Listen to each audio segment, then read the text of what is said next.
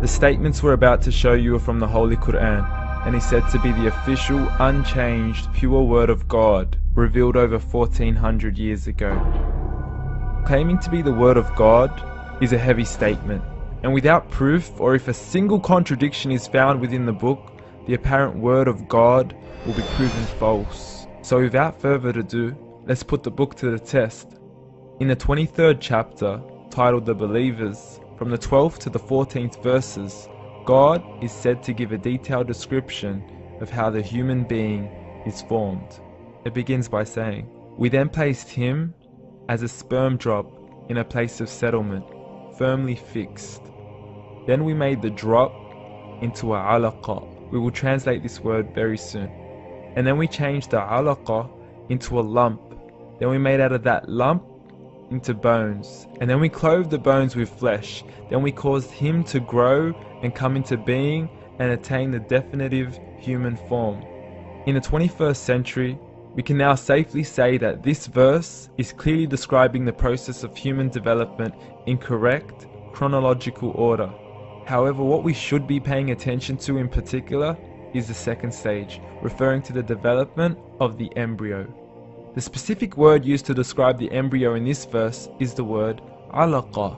The word alaqa, when translated into English, can mean three separate things. Firstly, a blood clot, or to be suspended, that is to be hanging or clinging to something, or thirdly and finally, a leech. Now, all three definitions don't come anywhere near what we perceive to be the human embryo. So, why are these words used, and what significance do they share with the human embryo?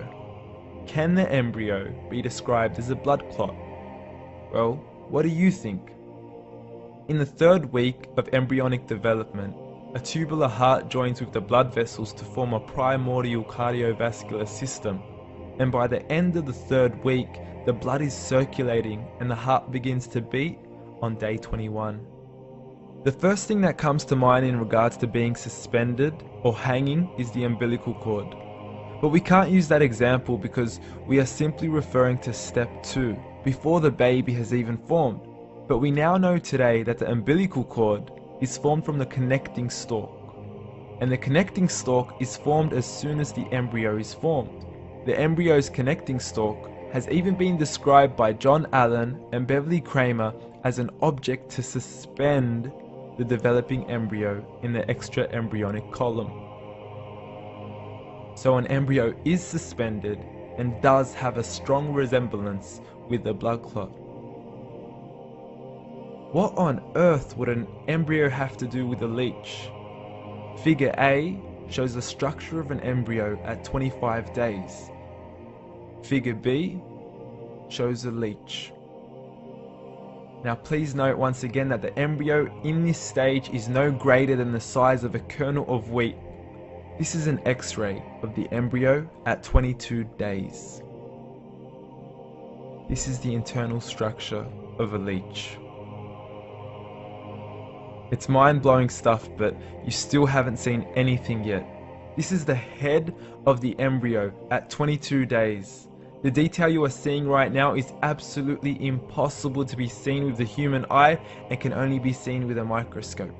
This is the back end of a leech. There's no other words used to describe this other than mind-blowing. The pictures we have shown you are impossible to be seen with the human eye or even to be predicted by the human mind. Once again, the verses we have shown you were revealed over 1400 years ago to a man who couldn't read nor write. Are these the words of God? Descriptions of the human embryo in the Quran cannot be based on scientific knowledge in the 7th century. The only reasonable conclusion is that these descriptions were revealed to Muhammad from God, from God, from God, from God, from God.